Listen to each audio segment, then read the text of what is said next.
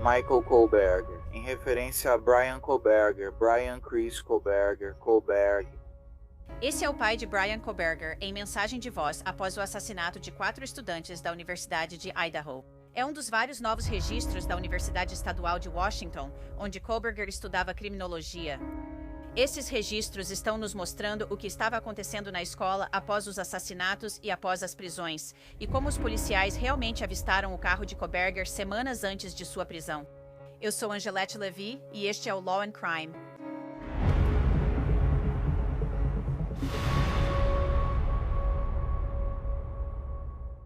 Antes de falar sobre Brian Kohlberger, quero mencionar um aplicativo que gosto e uso. Ele se chama Upside e devolve dinheiro em compras frequentes, como combustível, supermercado e comida para viagem. Basta baixar o Upside grátis. Você escolhe uma oferta em um dos mais de 100 mil estabelecimentos parceiros, paga com seu cartão e confirma a compra. Depois, vê o dinheiro de volta direto no app. Então, digamos que eu precise abastecer ou queira pedir comida para a viagem em uma noite. Primeiro, eu procuro ofertas no Upside. Depois que eu gasto, o dinheiro aparece no meu aplicativo e eu posso transferir direto para minha conta bancária. Usuários frequentes do Upside ganham em média $254 de volta por ano. Quem pode superar isso? Para começar a receber seu dinheiro de volta, clique no link na descrição ou escaneie o código QR que você vê na sua tela e use nosso código promocional CrimeFix para ganhar 25 centavos extras de volta em cada galão no seu primeiro tanque de gasolina. Em 13 de novembro de 2022, uma ligação para a polícia em Moscou, Idaho, mudou tudo. 4 estudantes da Universidade de Idaho foram achados mortos a facadas em uma casa alugada na King Road. É um crime que chocaria até mesmo em uma grande cidade.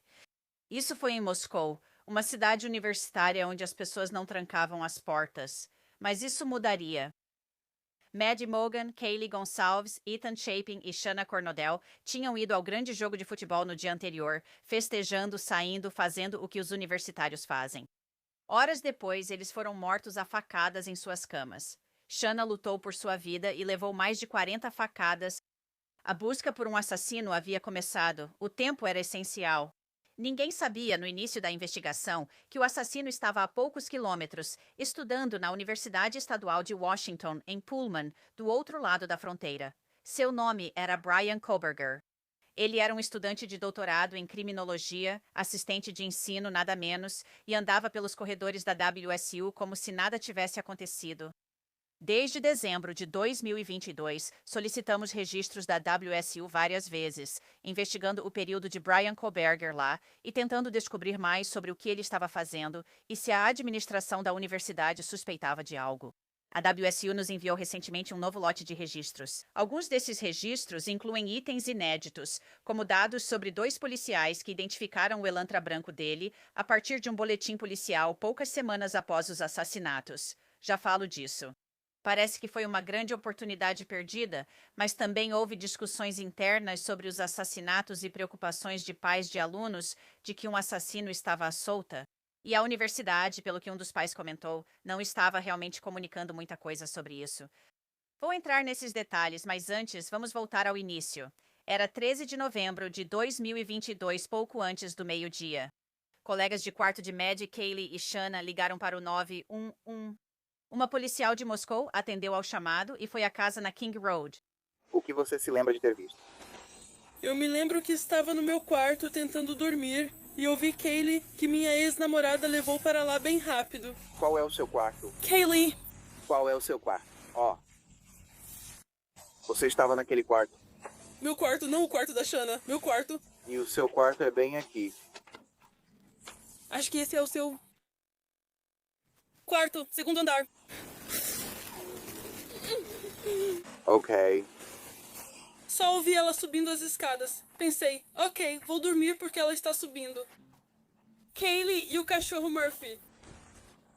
E subiu até o último andar? Sim, é onde fica o quarto dela. Ok. Quando eu subia para o quarto dela, ouvi ela gritar e descer correndo porque viu alguém. Acho que foi isso que ela disse. Tem alguém aqui. E ela gritou e simplesmente desceu correndo. E eu chamei pelo nome dela. Eu pulei e tranquei minha porta porque estava morrendo de medo. Ouvi alguém chorando no banheiro e um cara dizendo: "Você vai ficar bem, vou te ajudar." Continuei chamando por ela, mas não respondeu. Abri a porta rapidamente e vi esse cara. E ele não era extremamente alto, mas estava vestindo tudo preto e com uma máscara cobrindo a testa e a boca. Tranquei a porta e liguei sem saber o que fazer. Isso é horrível. 4 da manhã. Certo, descreva o cara que você viu. Eu não acho que ele era um pouco mais alto do que eu. Eu não consegui ver muito dele, mas tenho quase certeza. Ele estava usando uma roupa toda preta. E ele estava com uma máscara que cobria só a testa e a boca. E ele não disse nada pra mim. Tipo, nada mesmo. Eu só fechei a porta e tranquei. Disse o que ele queria fazer. Acho que ele saiu pela porta lateral, aquela de correr na cozinha que vai para o quintal. Ninguém sabia na época, mas aquela pessoa vestida de preto acabou sendo o estudante de doutorado da Universidade Estadual de Washington, Brian Koberger. Essas selfies dele de preto foram extraídas do celular depois. Menos de 3 horas depois de saber sobre os homicídios, o chefe de polícia da WSU, Gary Jenkins, entrou em contato com o chefe de polícia de Moscou. Jenkins escreveu: "Descobri que não tenho o número do Tyson. Se você ou ele puderem me ligar, agradeço." Tyson era um dos chefes do departamento. Fry e Jenkins continuaram em contato durante toda a investigação. Às 15 horas, naquela tarde, o chefe Jenkins trocava mensagens com alguém da WSU sobre postar um alerta para estudantes e funcionários sobre os assassinatos em Moscou. O alerta por mensagem dizia: Departamento de Polícia de Moscou investigando o homicídio perto do campus da Universidade de Idaho, sem conhecimento de qualquer ameaça à comunidade da WSU Pullman. Agora, essa pessoa, Jason Sampson, mais tarde questionou as informações que estavam sendo divulgadas para a comunidade da WSU. Pouco depois das 18 horas, no dia 13 de novembro, Sampson escreveu para o chefe Jenkins: "Ambos os sites foram atualizados. Pergunta: pelo que li, por que isso não é considerado uma ameaça contínua? Isso quer dizer que não seria aleatório se conhecêssemos as evidências? Só por curiosidade." O chefe Jenkins respondeu: "Sim, é isso." Sampson respondeu: "Isso era para conhecimento pessoal, não queria detalhes. Só estou tentando entender a lógica de como enviamos a mensagem." O chefe Jenkins escreveu: "Eu mesma sei pouco. Preciso confiar em meus contatos na polícia de Moscou para obter informações precisas." Enquanto tudo isso acontecia, Brian Koberger, que agora sabemos, tinha ido ao Costco e a um supermercado naquele dia. Em 16 de novembro, 3 dias após os assassinatos, o chefe Jenkins enviou uma carta a estudantes e funcionários da WSU. Ela dizia: "Para a comunidade do campus Pullman da Universidade Estadual de Washington, as mortes neste último fim de semana de 4 estudantes da Universidade de Idaho chocaram e entristeceram a comunidade da WSU. Enquanto o caso está sob investigação ativa pelo Departamento de Polícia de Moscou, poucos detalhes foram divulgados sobre como e por que isso aconteceu e quem cometeu esses atos horríveis. Se houvesse ameaça ao público, nosso departamento e o Departamento de Polícia de Moscou avisariam de forma proativa. No entanto, recebi do Departamento de Polícia de Moscou a garantia de que, com base nas informações da investigação preliminar, os investigadores acreditam que este foi um ataque isolado e direcionado e não há ameaça iminente para a comunidade em geral." Esta carta foi escrita 3 dias após o início da investigação e, segundo minha análise dos relatórios, o Departamento de Polícia de Moscou não tinha suspeitos. Eles investigavam pessoas, como qualquer departamento. Apenas um suspeito foi identificado e descartado depois por testes de DNA. Enquanto isso, o tempo todo, Brian Koberger estava circulando pela WSU. Após Brian Koberger se declarar culpado e ser sentenciado, investigadores afirmaram não ter encontrado ligação entre ele e as vítimas. Nem sabem por que ele escolheu a casa na King Road. 9 dias após os assassinatos, um pai preocupado enviou perguntas à WSU. A mãe escreveu: "Tenho 4 perguntas que preciso ver respondidas logo para decidir o melhor para a segurança da nossa filha. Primeiro, qual é o plano de prevenção da WSU para os estudantes da WSU? Segundo, qual é o novo plano de segurança da WSU, além de olhe para cima enquanto caminha e fique atenta? Terceiro, quais opções os estudantes têm com a WSU para continuar o semestre se sentirmos que não é seguro para nossa estudante estar lá? E quarto, como a WSU considera o campus ou Pullman seguro quando a polícia deixou claro que não pode garantir a segurança de ninguém no Pelosi?" Por fim, com o que aconteceu ontem, parece que a situação continua piorando em relação à segurança. O que a WSU pensa sobre isso? Como pais, não temos visto muita comunicação da WSU. Não sentimos que uma diferença de 5 minutos e 5 milhas entre os campi faça com que um seja seguro e o outro não. A Universidade de Idaho divulga diariamente suas ações para alunos e famílias. Nós, em Boise, estamos sendo entrevistados pela imprensa sobre se vamos deixar nossos filhos voltarem. É difícil decidir sem informações da USU? Obrigada por responder. Espero o retorno antes de sábado, quando nossa filha volta. Agradeço pela atenção às minhas perguntas. O e-mail foi enviado para uma administradora e a WSU também recebeu outra comunicação, uma mensagem de voz. Não quero que ela volte para a Universidade Estadual de Washington neste semestre por causa da situação em Moscou. E você pode, por favor, me ligar de volta? Meu nome é. A suspeita não foi detida e minha filha está vivendo em um A, casa alugada com mais 5 garotas. E quais são as nossas opções para terminar o semestre em casa? Eu realmente não me sinto segura. E eu gostaria de ir com ela, mas não posso. Eu realmente preciso da sua ajuda. E esse é o único número de que consegui me lembrar. Muito obrigada. E por favor, me ligue de volta. Não sabemos quando o correio de voz foi deixado, mas deve ter sido antes das férias de Natal. No final de novembro, a polícia tinha uma pista, um vídeo de um carro branco circulando pelo bairro King Road na época dos assassinatos. O FBI identificou como sendo um Hyundai Elantra branco entre os anos de 2011 e 2013. Na verdade, 2 semanas após os assassinatos, esse alerta foi enviado para a polícia da WSU, para o Departamento de Polícia de Moscow e para o Departamento de Polícia de Pullman, pedindo aos policiais que procurassem por esse Hyundai Elantra branco, marcado como informação sensível para autoridades. Não distribuir, parar o veículo ou abordar o motorista. A polícia de Moscow só divulgou essa informação ao público em 6 de dezembro. Eles enviaram essa informação às agências de segurança como boletim confidencial, pedindo que ligassem caso vissem esse carro. Os registros da WSU indicam que a universidade já possuía informações sobre o veículo de Bryan Kohberger. Poucas horas após receberem o boletim, 2 oficiais da WSU já haviam feito uma busca por ele. Após a prisão de Kohberger, o policial de Moscou, Brett Payne, escreveu em uma declaração juramentada que o policial da Universidade Estadual de Washington, Daniel Tiango, pesquisou elantras brancos registrados na WSU como resultado dessa consulta. Ele localizou um elantra branco de 2015 com uma placa da Pensilvânia. O veículo estava em nome de Bryan Kohberger. Mas tem algo realmente peculiar nisso, porque não só Tiango procurou por esse veículo e o encontrou, como também sabemos que outro policial realmente foi até o complexo de apartamentos e viu o veículo pessoalmente. Ele viu, mas nenhum dos dois ligou para a polícia de Moscou para relatar. Perguntei sobre isso ao chefe Jenkins em julho de 2025, veja. Um alerta foi emitido em novembro. Umas 2 semanas depois dos homicídios, apenas para as autoridades. E houve alguns policiais da Universidade Estadual de Washington que realmente notaram que havia um Hyundai Elantra branco pertencente a Bryan Kohberger no campus. Era um ano diferente do que eles estavam procurando. Mas você pode me explicar o que aconteceu com isso? Pois isso aparece na declaração juramentada de causa provável, mas percebo muita confusão, pois as pessoas acham que já estavam de olho nele tão cedo. Mas não é bem assim, eu acho, porque, sabe, eles só tornaram isso um alerta público em 7 de dezembro. Certo.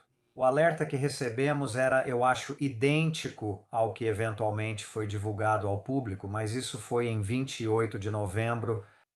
Eles enviaram um alerta às agências locais sobre um veículo de interesse, classificado como de uso restrito às autoridades policiais, ou seja, não deveria ser divulgado fora da polícia. E a descrição do veículo era um Hyundai Elantra branco entre os anos de 2011 e 2013. E então, um dos nossos oficiais, dentro de 16 horas após receber essa informação, Um dos nossos policiais estava revisando nosso banco de dados de estacionamento, com dados de veículos com permissões ou que pagam para estacionar no campus, e encontrou um Hyundai Elantra branco com placas da Pensilvânia registrado para Brian Koberger, mas era um modelo 2015. Então, o bolo foi muito específico sobre a marca do veículo, o modelo, o ano e a cor. Então, ele não enviou isso como uma pista. E depois, isso foi durante o turno da madrugada. E depois, durante o turno do dia, um dos nossos policiais estava dirigindo e viu o mesmo veículo estacionado na moradia dos estudantes de pós-graduação. E novamente não estava dentro dos parâmetros de data. Então, esses dois policiais acabaram não enviando essa informação para o Departamento de Polícia de Moscou por causa da discrepância na data ou no ano do modelo. Isso mesmo, sim, não foi enviado para a linha de denúncias deles. Então, a policial Tiango e o sargento Whitman descobriram um Hyundai Elantra branco pertencente a Koberger no campus 2 semanas após os assassinatos, e eles não comunicaram isso. Se eles tivessem comunicado isso à polícia de Moscou, é possível que Koberger pudesse ter sido identificado como um possível suspeito muito antes de 19 de dezembro, quando o nome dele apareceu no teste de genealogia genética do FBI. Perguntei recentemente ao Chris McDonough, do The Interview Room, sobre isso.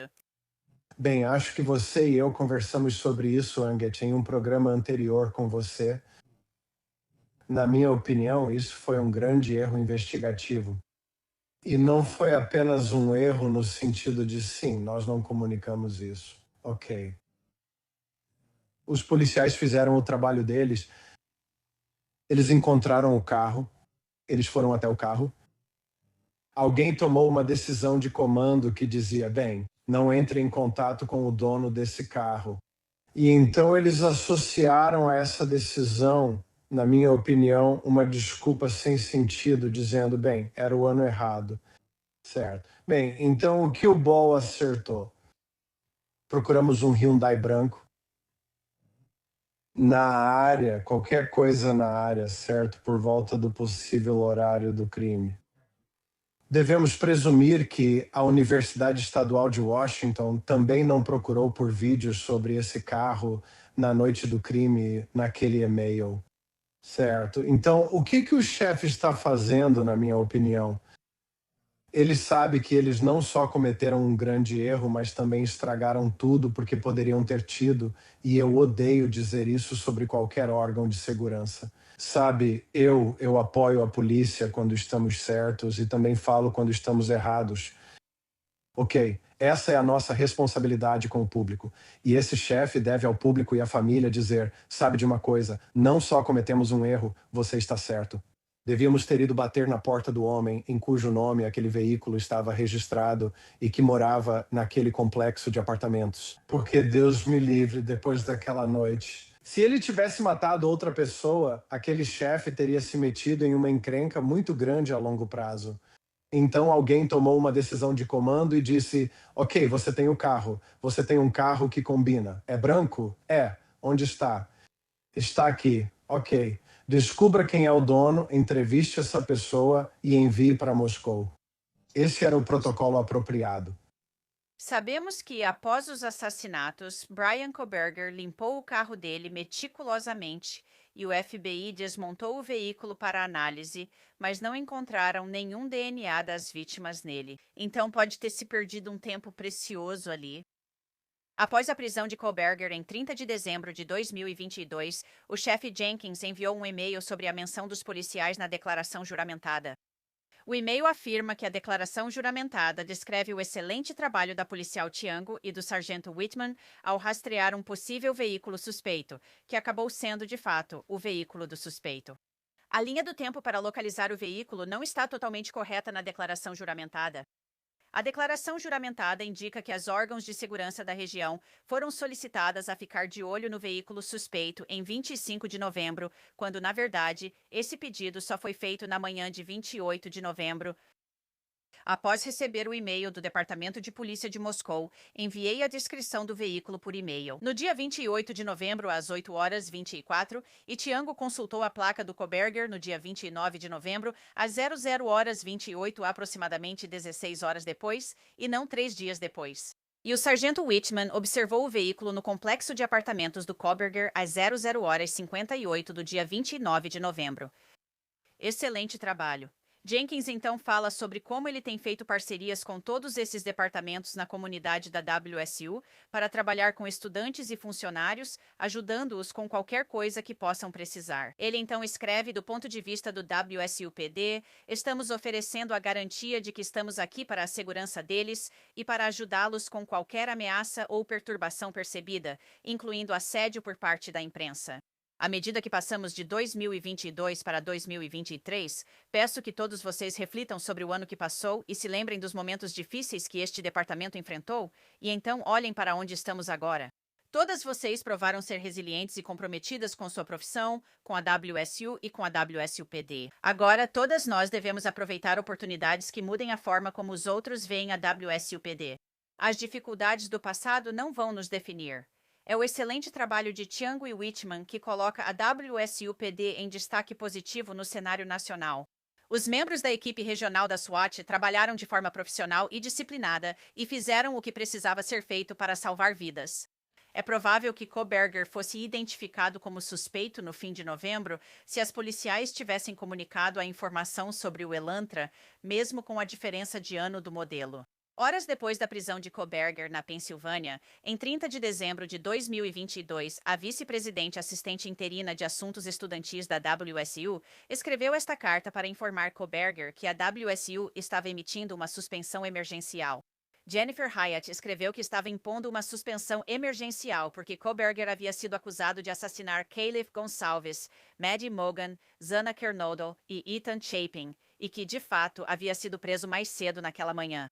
Hyatt disse que ser acusado desses crimes certamente era uma violação do Código de Conduta para estudantes da WSU, porque as alegações envolvem abuso de outras pessoas ou perturbação ou interferência com a universidade, comunidade e uma violação da lei. Hyatt informou que Koberger tinha 10 dias para recorrer, mas isso não ocorreu, pois ele estava preso. Na mesma data e com essa carta, Koberger foi notificado de que estava proibido de retornar ao campus.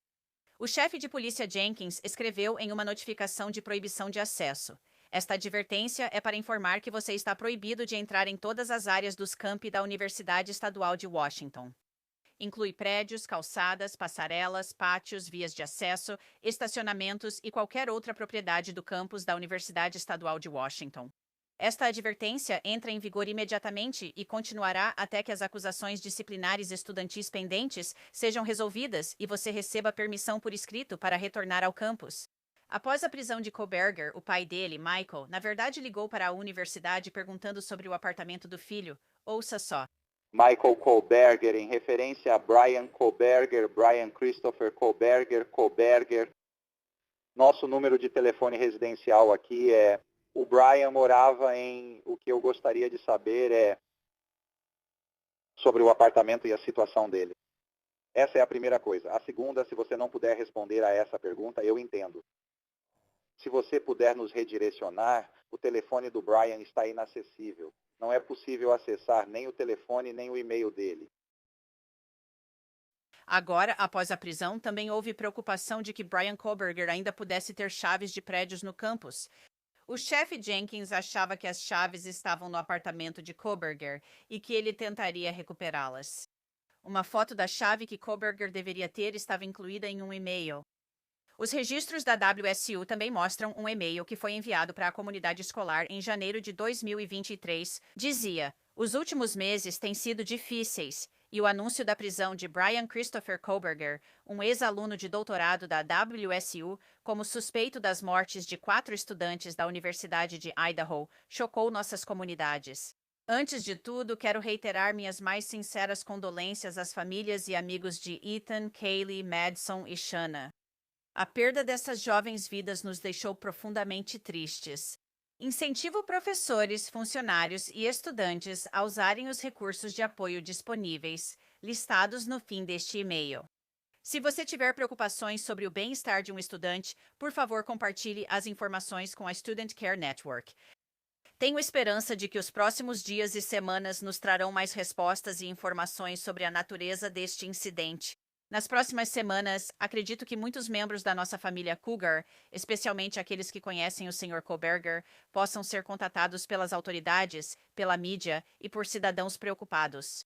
Eu incentivo fortemente que todos colaborem com o processo investigativo tanto quanto puderem. O e-mail também incentivou o compartilhamento de dicas e informações com o Departamento de Polícia de Moscou. A polícia entrevistou professores, alunos e funcionários da WSU que conviveram com Koberger. Eles notaram que ele falava muito sobre sua área, invasão domiciliar com motivação sexual. Ele também falava sobre Ted Bundy e dizia que quem cometeu os assassinatos de Moscou devia ser muito bom. Registros investigativos mostraram que a WSU havia recebido 13 reclamações sobre Koberger, deixando os alunos desconfortáveis, especialmente as mulheres. As famílias das 4 vítimas estão processando a WSU por morte indevida. A WSU negou qualquer irregularidade nesse processo. Bryan Kohberger está cumprindo 4 sentenças de prisão perpétua consecutivas pelos assassinatos de Maddie, Kaylee, Ethan e Shanna, em uma instituição de segurança máxima de Idaho, após sua confissão de culpa em julho de 2025. E assim encerramos este episódio de Law and Crime. Eu sou Angelette Levy. Muito obrigada por estar comigo. Te vejo aqui na próxima vez.